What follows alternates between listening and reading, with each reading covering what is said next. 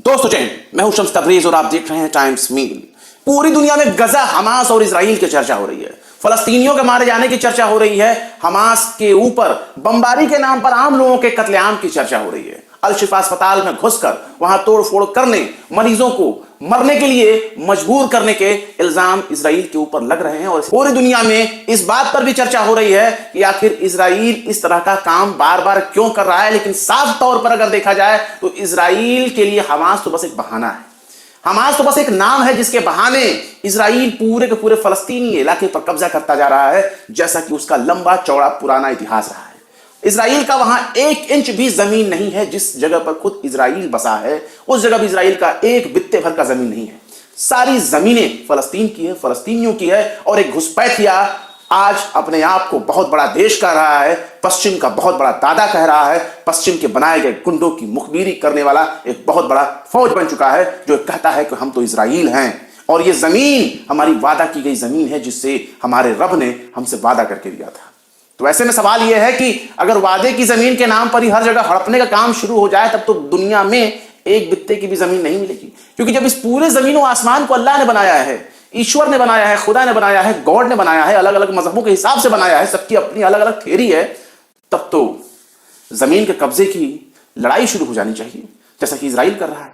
वहीं दूसरी तरफ मरने वालों की तादाद 12,000 हो गई जनाब, 12,000 हो गई है। नया जो आंकड़ा रिपोर्ट आया है उसके मुताबिक 12,000 फलस्तीनियों की मौत हो चुकी है जो गाजा के रहने वाले हैं। कब्जे वाले वेस्ट बैंक में भी यही काम चल रहा है। वहां भी बाकायदा यासिर अराफात का स्मारक बना था, उसको बुलडोजर लगा करके इजराइल ने तोड़ दिया है। लोग कहते हैं कि फलस्तीन के साथ क्यों खड़ा होना चाहिए, तो फलस्तीन के साथ इसलिए खड़ा होना चाहिए क्योंकि जब अंग्रेज हमारे ऊपर हमला करके, हमारे जमीनों को कब्जा करके हमारे देश पर राज कर रहे थे, तब हमारे देश ने खामोशी से तो काम नहीं लिया। हमारे देश ने जैसे बन पड़ा वैसे अंग्रेजों को टक्कर दिया, इनसे लड़े भिड़े और इनको मारकर भागाने पर मजबूर कर दिया। ये भागने पर मजबूर हो गए और तब जाकर हमारा देश 200 साल की लगातार लड़ाई के बाद आजाद हुआ। यहां तो अभी 100 साल पूरे नहीं हुए। लेकिन सबसे बड़ा सवाल यह है कि दुनिया के बाकी जो देश जो बड़े बड़े लंबी लंबी बकैती कर रहे थे, एक तो सबसे नंबर 1 पे ईरान बहुत लंबे लंबे दावे कर रहे थे, बहुत लंबे लंबे दावे हमास को सपोर्ट कर रहे थे।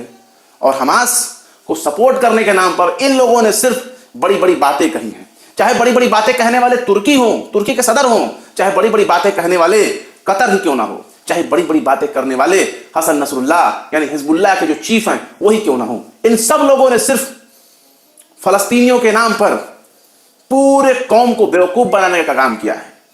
अगर ये लोग इतने काबिल होते, इनकी बातों में इतना दम होता, तो ये मरने वालों का जो आंकड़ा है ये 12,000 के करीब ना पहुंच रहा होता। और 12,000 फलस्तीनियों के मारे जाने के लिए ये तमाम बकैती करने वाले बड़े बड़े बड़बोल नेता जिम्मेदार हैं। इस चीज को नोट कर लीजिएगा। लगातार हमास के नाम पर फलस्तीनियों पर अत्याचार हो रहा है। हमास का टनल खोजने के नाम पर बकायदा जो लिफ्ट हैं, लिफ्ट जो घरों मकानों बिल्डिंगों में जो लिफ्ट लगाए जाते हैं, ऊपर से लेकर नीचे 2nd floor 3rd floor 5th floor तक चलने के लिए सब लिफ्ट लगाई जाती है, उस लिफ्ट को कह रहा है कि ये तो टनल है। मतलब पूरी दुनिया को बेवकूफ बनाने का काम कर रहा है। यहां तक कि पूरे गजा को चारों तरफ से घेर लेने के बाद हर जगह पर इनका कब्जा हो चुका है। फलस्तीन के यानी गाजा का जो पार्लियामेंट है उस पर जो है इन लोगों ने कब्जा कर रखा है। उस पर कब्जा करके झंडे लहरा रहे हैं। झंडे क्यों लहरा रहे हैं आप? अगर कब्जा करना आपका मकसद नहीं था तो वहां झंडा क्यों लहरा रहे हैं? जाहिर सी बात है, झंडा तब लहराया जाता है जब आप किसी जमीन को जीत लेते हैं, कब्जा कर लेते हैं। तो आपका मकसद कब्जा करना था, ना कि हमास से लड़ना था। और हमास अगर लड़ रहा था तो हमास कहां था? हमास अगर वाकई अगर सच में लड़ रहा है, देखिए जज्बात को एक किनारे रखिए। हमास के साथ लोग बहुत जल्दी जज्बाती हो जाते हैं, लेकिन सबसे बड़ा सवाल यह है कि हमास अगर लड़ रहा है तो गाजा पर इजराइल ने कब्जा कैसे कर लिया? हमास अगर बहुत कड़ा मुकाबला दे रहा है, बहुत टक्कर दे रहा है, मुंह तोड़ जवाब दे रहा है, तो फिर आज हमास के अपने इलाकों पर इजराइल कब्जा कैसे कर रहा है? हमास अगर इतना कड़ा टक्कर दे रहा है, इतना बड़ा मुकाबला कर रहा है, तो मरने वालों की तादाद 1,000 भी नहीं पहुंचनी चाहिए थी, लेकिन आज 12,000 हो गई है। उनके चंद 100 लोगों को हॉस्टेज बनाने से क्या फायदा मिला? जब हमारे हजारों लोग मारे जा रहे हैं तो हमास चंद लोगों को कब्जे में लेकर के हॉस्टेज बना करके क्या फायदा किया? इजराइल की जेलों में क्या 11,000 लोग बंद हैं? चंद 100 या चंद हजार के करीब में ही लोग होंगे, लेकिन जो जिंदा थे, जो आपके नजर के सामने थे, उनको तो मार दिया। इजराइल ने उनको मार दिया और अभी भी लगातार मार रहा है। आम लोगों को मार रहा है, आम लोगों को। और बहुत ही अफसोस की बात है, बहुत ही अफसोस की बात है कि भारत में हमारे देश की एक बहुत बड़ी संख्या है जो इस वक्त आंख बंद करके इजराइल का सपोर्ट कर रहे हैं, इजराइल का सपोर्ट कर रहे हैं। क्या चीन जब हमारे जमीनों पर कब्जा कर रहा है तो क्या ये लोग चीन का भी सपोर्ट करेंगे? क्या पाकिस्तान का सपोर्ट करेंगे जिसने हमारे कश्मीर पर कब्जा कर रखा है? तब तो उसके हक में भी इनको ताली पीटना चाहिए। लेकिन ये इनकी हिस्ट्री में गद्दारी लिखी है। जब हमारे क्रांतिकारी अंग्रेजों से लड़ रहे थे तब भी इनके दादा परदादा अंग्रेजों की जूतियां साफ कर रहे थे, और आज ये इजराइल की जूतियां साफ कर रहे हैं, क्योंकि ताकतवर के आगे सबसे पहले झुकने वाले लोगों में ऐसे ही लोगों का नाम शुमार होता है जो आज इजराइल के सामने झुक करके उसको सलामी पेश कर रहे हैं। इनकी इतिहास रहा है। और देख लीजिए किस तरीके से अल जबालिया कैंप हो, रेफ्यूजी कैंप हो, चाहे अल शिफा अस्पताल हो, वहां लगातार मरने वालों का सिलसिला बढ़ता ही जा रहा है। 25-30 से ज्यादा बच्चों की मौत हो चुकी है जब से वहां ईंधन खत्म हुआ है। बिजली नहीं है वहां पर, इलेक्ट्रिसिटी नहीं है, जिसकी वजह से लगातार मरीजों की मौत हो रही है। लगातार मरीजों को कहा जाए कि ये अस्पताल खाली करो, इसे जमींदोज करना है। और जब कब्जा कर लेते हैं तो अब चाहे वहां पे फुलझड़ी ले जाएं, चाहे गोला बारूद ले जाएं, फोटो खिंचाने के लिए तो पूरा वो अस्पताल ही फ्री है। जाहिर सी बात है, जब तक इसकी जांच ना हो जाए तब तक कैसे कह सकते हैं कि अस्पताल हमास का गढ़ है। लेकिन इजराइल यही बात साबित कर रहा है बार बार कि अस्पताल हमास का गढ़ है। वो टनल के नाम पे लिफ्ट को दिखा रहा है कि ये टनल है, सुरंगें हैं। हमास अगर मुकाबला कर रहा था तो हमास कहां है? वही दूसरी तरफ। तुर्की की बात करें तो साहब अब तो ऐसे हालात बन गए हैं कि तुर्की को इजराइल पर हमला कर देना चाहिए, क्योंकि अब तुर्की के मान सम्मान, संप्रभुता और उसकी इज्जत पर इजराइल ने डांका डाल दिया है। कैसे डाला है इसको भी जरा आप गौर से सुनिए। तुर्की का एक बहुत बड़ा टेलीविजन नेटवर्क है, टीवी और रेडियो नेटवर्क, जिसका नाम है TRT, Turkish radio and television limited, या जो कुछ भी आप कहें, उसका नाम TRT है। यही TRT है जिसके तहत एक टीवी सीरियल दिखाया गया उर्तुरुल गाजी नाम से। पाकिस्तान वाले तो बेचारे तलवार और बर्छी लेकर के दौड़ पड़े थे, खुद को अपने आप को उर्तुरुल गाजी समझ बैठे थे। हालांकि अब पूरे सिनेरियो में पाकिस्तान का कोई रोल नहीं है हमास और फलस्तीन के मामले में। सबसे बुज़दिल देखा जाए तो पाकिस्तान है। और वही TRT, उसी का मीडिया, उसी का रेडियो, उसी का इतना बड़ा न्यूज नेटवर्क इस वक्त खड़ा है कहां? जेरूसलम में। और जेरूसलम में जब उनकी मीडिया न्यूज को कवरेज करने के लिए जाती है उस इलाके में जहां मस्जिद अल अक्सा मौजूद है, तो वहां पर लगातार इजराइल क्या कर रहा है कि अपनी सेना लगा करके, अपनी फोर्सेस लगा करके वहां से लोगों पे लाठीचार्ज करता है, आंसू गैस से गोले छोड़ता है, और वही तय करता है कि जुमे के रोज मस्जिद अल अक्सा में नमाज होगी या नहीं होगी, लोग आए कि नहीं जाएंगे। यानी मस्जिद किसकी? मुसलमानों की। लेकिन सबको रोक रहा है कौन? इजराइल रोक रहा है, क्योंकि वो कब्जा कर चुका है। मीडिया एक काम यह कर दी, गोल्डन ऑफ रॉक, जो सुनहरे कलर का एक गुंबद वाला एक इमारत है, उसको मस्जिद अल अक्सा के तौर पे पेश करती है। मस्जिद अल अक्सा वो नहीं है। कल को इसी भ्रम में खुदा न खास्ता ये मस्जिद अल अक्सा को शहीद कर दें तो मीडिया यही कहेगी कि देखो गुंबद वाली मस्जिद तो वहीं बची हुई है, बरकरार है, इजराइल ने तो कुछ किया ही नहीं। लेकिन जुमे के दिन यानी कल जब तुर्की की ये मीडिया TRT न्यूज जब न्यूज कवर करने के लिए वहां जाती है तो इनको इजरायली सिक्योरिटी फोर्स रोक देते हैं। यहां तक कि बाकायदा इनके कैमरा पर्सन के ऊपर, रिपोर्टर के ऊपर हमला होता है। इनकी गाड़ी को रोकते हैं और इनके कैमरे को तोड़ देते हैं। नोट करिए, एक देश की मीडिया पर अटैक होता है और उसके कैमरामैन के ऊपर हमला होता है, उसके कैमरे को तोड़ दिया जाता है, रोका जाता है। क्यों? क्योंकि पीछे उस न्यूज को वो कवर करने के लिए जा रहे थे जहां इजराइल लोगों को मस्जिद में दाखिल होने से रोक रहा था, जहां आंसू गैस के गोले छोड़ रहा था, जहां अपने ताकत का जोर दिखा रहा था। तो क्या तुर्की इसको अपनी संप्रभुता पर हमला मान करके इस जंग में कूदेगा? तो इसका जवाब है नहीं। एक दिन इन्होंने सिर्फ इतना बयान दे दिया अपने लोगों के बीच में कि इजराइल एक आतंकवादी देश है, Israel is a terrorist state. उसके बाद अभी तक सफाई देते फिर रहे हैं। जर्मनी गए हैं ये तुर्की के राष्ट्रपति रजब तैयब एर्दोगान। कौन रजब तैयब एर्दोगान? बाबा बतौले। बोले तो एर्तुरुल गाजी, खुद को जो समझ रहे थे कि हम पूरी दुनिया के पीर साहब बन जाएंगे, पूरी दुनिया का हम खिलाफतुल इस्लाम बन जाएंगे, वो जाकर के जर्मनी की सिफारिश कर रहे हैं। जर्मनी में जाकर के वहां अपना डेरा डंडा डाल करके वहां गए हैं अपनी स्ट्रेटजी ठीक करने। क्यों? क्योंकि उसके पीछे एक वजह है, यूरोप में शामिल होने के लिए तुर्की एड़ी चोटी का जोर लगा रहा है।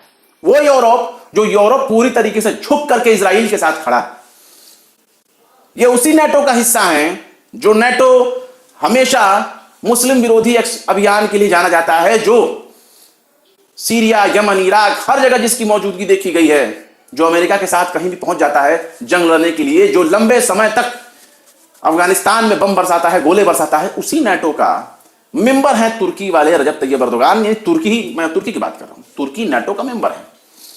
इसके बावजूद भी सिर्फ लंबे लंबे भाषण दिए जा रहे हैं। हम इसकी निंदा करते हैं, इजराइल को ऐसा नहीं करना चाहिए, इजराइल वार क्राइम कर रहा है, इजराइल के ऊपर वार क्राइम के खिलाफ मुकदमा चलना चाहिए, नेतन्याहू को जेल में डालना चाहिए, नेतन्याहू को अंतर्राष्ट्रीय न्यायालय में खींच कर ले जाना चाहिए। तो शांत क्यों बैठे हो? किसने रोका है अब तक? वहां लगातार फलस्तीनियों के ऊपर गोला बारूद बरस रहे हैं और इनके नेता बैठ करके भाषणबाजी कर रहे हैं, बड़े बड़े लंबे लंबे प्रवचन सुना रहे हैं। औरतें बेऔलाद हो रही हैं, उनके सुहाग उड़ रहे हैं, उनके मर्द खत्म हो रहे हैं।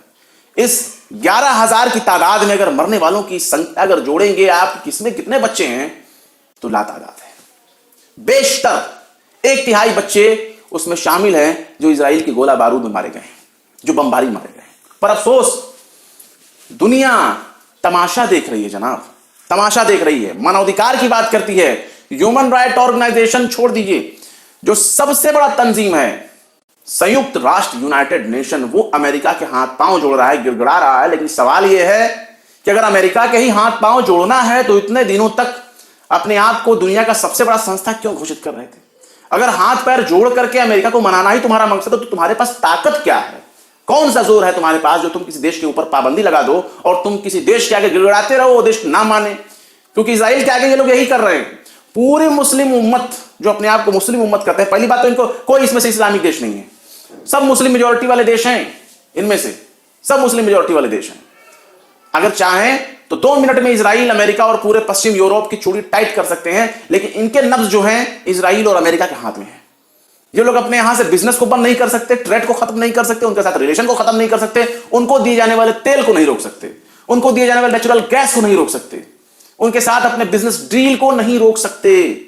और ये लोग मुसलमानों के बहुत बड़े बड़े रहनुमा बने हैं, ये लोग रोकने जाएंगे जो अपने देशों से हथियार गुजरने दे रहे हैं कि जाओ इजराइल पर छोड़ के आओ, इजराइल को मदद करके आओ, और जाओ इन हथियारों को ये पास करते हैं अपने देश के हवाई क्षेत्र से, अपने देश के समुद्री क्षेत्र से, अपने देश के जमीनी एयरबेस, अपने देश के पोर्ट से रवाना करते हैं। इजराइल को पहुंचने वाले एक एक बुलेट, एक एक बारूद, सब पर मुस्लिम देशों का नाम चढ़ चुका है। ये तमाम लोग कातिल हैं फलस्तीनियों के, जिनकी तादाद आज 12,000 हो गई है। ये 12,000 लोग आम फलस्तीनी हैं, ये भूखे हैं, प्यासे हैं, नंगे हैं, ये पूरे उत्तरी गजा को खाली करके साउथ गजा की तरफ जा रहे हैं। लेकिन वहां भी एक इमारत में बम ब्लास्ट किया गया है जिसमें 25 से ज्यादा लोगों की मौत हुई है। 25 से ज्यादा लोगों की मौत हुई। ये सब मैं ताजा घटनाएं बता रहा हूं। गाजा में इंटरनेट को ब्लैकआउट कर दिया गया। जब इंटरनेट ही नहीं है तो इंफॉर्मेशन वहां से छनकर बाहर कैसे जाएगी? और वहीं दूसरी तरफ नाम निहाद मुस्लिम नाम वाले पत्रकार और जो यूट्यूबर हैं, वो इतनी ज्यादा फर्जी खबरें फैला रहे हैं कि भाई साहब, अगर झूठ मूठ का फलस्तीन के नाम पर मुसलमानों के जज्बात के साथ खेलना है तो कटोरा लेकर सड़क पर भीख मांग लो, लेकिन चंद व्यूज, लाइक पाने के इतने झूठ मत फैलाओ कि वहां फलस्तीनी बेचारे मर रहे हैं और तुम उनको बहुत बड़ा विजयी घोषित कर रहे हो।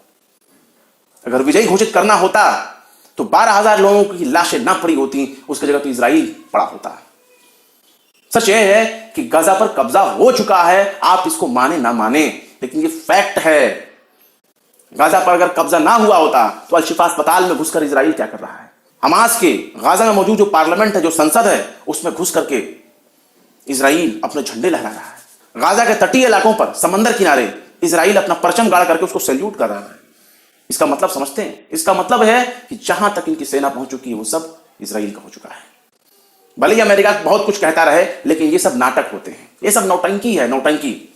ये उसी पार्टी के हैं बेंजामिन नेतन्याहू को जो रोकने का दावा कर रहे हैं अमेरिका के राष्ट्रपति जो बाइडेन, ये उसी पार्टी के हैं जिस पार्टी के जॉर्ज बुश थे, जिस पार्टी के बराक ओबामा थे। यहां तो कुछ भी नहीं है, लाखों लाखों लोगों को इन लोगों ने मिडिल ईस्ट में मारा है, मिडिल ईस्ट पे हवाई बम गिरा गिरा के मारा है। उस वक्त भी यही नेटो था, उस वक्त भी शांति का बहुत बड़ा अलंबरदार यूनाइटेड नेशन था। ह्यूमन राइट से कुछ नहीं हुआ। क्यों? क्योंकि सब ताकत के पुजारी हैं और जहां जहां इनको ताकत देखने को मिलती है वहां वहां जाकर ये सरेंडर हो जाते हैं और झुक करके उनको सलाम ठोकते हैं। और ताकत जिसके पास होती है दुनिया उसको सलाम करती है। और यही बात इजराइल और अमेरिका साबित कर रहे हैं। मुस्लिम देशों के पास अगर ईरान और तुर्की को छोड़ दिया जाए तो कोई मुस्लिम देश ऐसा नहीं है जिसके पास अमेरिका के हथियार ना हो, जिसके पास रशिया के हथियार ना हो। यानी दूसरे देशों को हथियार के दम पर आप किसको चैलेंज करेंगे? अमेरिका को। क्या अमेरिका से हथियार लेकर अमेरिका का आंख दिखाएंगे? यहां तो यह हाल होता है एक देश के तौर पर कि अगर आप चले जाएं अमेरिका के हथियार लेने तो रशिया आंख दिखाता है कि अगर अमेरिका से हथियार लोगे तो हमसे रिश्ते खराब होंगे, और अमेरिका आंख दिखाता है कि अगर रशिया से हथियार लोगे तो हमसे रिश्ते खराब होंगे। जरा दूर की बात नहीं है, खुद हमारा देश भारत अगर S-400 लेने के लिए खर्च कर रहा है, पैसे खर्च कर रहा है, तो अमेरिका आंख दिखाता है पाबंदी लगाने का। अमेरिका आंख दिखाता है कि ईरान से तेल मत लेना वरना हम पाबंदी लगा देंगे। भारत नहीं लेता। हालत यह है कि अमेरिका पूरी दुनिया को लट्टू की तरह नचा रहा है, जबकि दुनिया के ऐसे बहुत से देश हैं जिनके पास अपना ब्राउजर है, अपना सर्च इंजन है। वो अमेरिका के मोहताज नहीं है, अमेरिका के बिल्कुल मोहताज नहीं है। उनके पास व्हाट्सएप की जगह पे वीचैट है, उनके पास बहुत से सोशल मीडिया साइट्स हैं जो उनके अपने हैं। लेकिन अमेरिका और इजराइल के बिना कई देश बिल्कुल पंगु बन चुके हैं, और उनसे हम अगर ये उम्मीद करते हैं कि वो फलस्तीनियों की जान बचाएंगे तो माफ करिएगा, आंखों पे पट्टी बांधकर खुद को अंधा ना कहने की गलतफहमी सिर्फ आप ही पाल सकते हैं, दुनिया नहीं पाल सकती। और मुसलमानों की आदत है कि हमेशा माजी में जीते हैं, पास्ट में जीते हैं। हम ये थे तो आप थे, हैं नहीं। और उस थे को साकार करने के लिए आपको हैं में यकीन रखना पड़ेगा, और आपको लेटेस्ट तौर पर अपडेट होना पड़ेगा, खुद को मजबूत करना होगा, वजूद कायम करना होगा। उत्तर कोरिया पूरी दुनिया से कटा हुआ है, लेकिन आज हिम्मत नहीं है कि अमेरिका उसकी तरफ एक आंख उठाकर देख सके। उत्तर कोरिया के शासक को क्या क्या नहीं मीडिया में कहा जाता, उसके पीछे सिर्फ एक वजह है, क्योंकि वो अमेरिका की चरणों होने नहीं जाता, अमेरिका से सिफारिश करने नहीं जाता, अमेरिका की जी हुजूरी नहीं करता। यही बात है। तो मजबूत बनिए, पढ़िए लिखिए, ताकतवर बनिए, वरना 100 साल अगर और लड़ाई लड़ ली जाए तो भी इजराइल फलस्तीन को खाली करके वापस अपने अपने देशों की तरफ नहीं लौटेगा जहां से वो आकर के कब्जा करके बैठा था। आज 2 नेशन थ्योरी की बात हो रही है। 2 नेशन थ्योरी के तहत इस मामले को सुलझाया सकता है, पर सवाल यह कि 2 नेशन थ्योरी को सुलझाने का या 2 नेशन थ्योरी को फॉलो करने का तो मतलब यही है कि इजराइल को आप मान्यता दे रहे हैं। जब आप 2 नेशन थ्योरी पर अपना मुहर लगाएंगे तो इजराइल को भी एक्सेप्ट करना पड़ेगा और फलस्तीन को भी एक देश के तौर पर एक्सेप्ट करना पड़ेगा। यानी जो देश अभी तक फलस्तीन को एक देश के तौर पर एक्सेप्ट कर चुके थे, उनको इजराइल को भी मान्यता देना पड़ेगा। और यही बात अमेरिका इजराइल कर रहे हैं, तुर्की भी यही बात कह रहा है, दुनिया के बाकी अरब देश भी इसी 2 नेशन थ्योरी की बात कर रहे हैं। वाहिद है कि ईरान को छोड़ दिया जाए। ईरान बड़ी बड़ी बातें करता है, लेकिन अभी हाल ही में जो IOC की मीटिंग हुई या OIC की मीटिंग हुई तो उसमें उसने ये बात कहा था, उसने 2 नेशन थ्योरी की बात नहीं की, उसने कहा जहां से आए थे वहां जाएं, सारी जमीन तो फलस्तीन की है। उसको कहने का साफ मकसद यही था, मतलब यही था।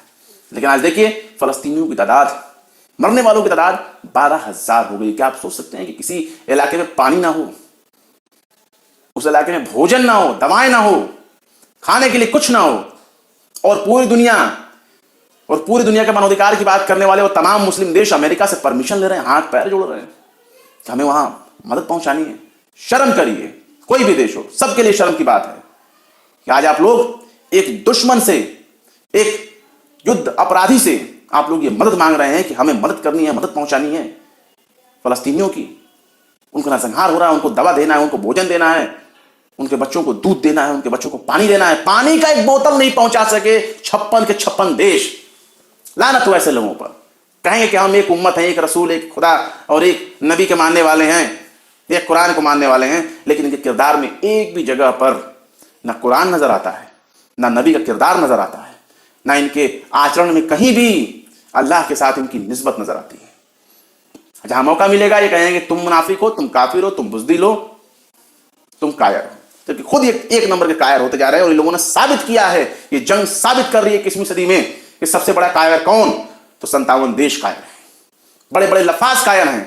तुर्की कायर है, लेबनान कायर है, हिजबुल्लाह कायर है, और सबसे बड़ा ईरान कायर है। इतने बड़े बड़े बातें कहीं, हुआ कुछ नहीं।